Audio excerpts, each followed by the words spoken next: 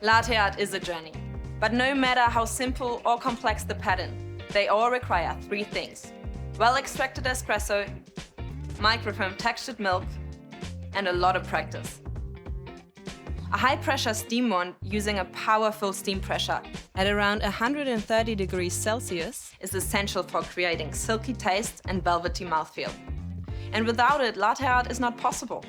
To help you master latte art, we've created a training cup to get you started. The circular lines at the base indicate the espresso volume for a single and double shot. The curved line on the wall helps guide you when pouring microfoam. Let's see a demo. Start with the jug up high and tilt the cup to increase the surface area of the espresso, using the dotted line as a guide.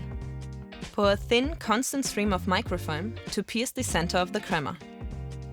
As the cup starts to fill, stop before you hit the line and tilt the cup more upright. Then bring the tip of the jug close to the surface of the milk, almost touching it. At this point, a white dot will start to appear. Keep steadily pouring, making the dot larger. So you finished with the dot, but this is the first step in creating the heart, the tulip, and the rosetta.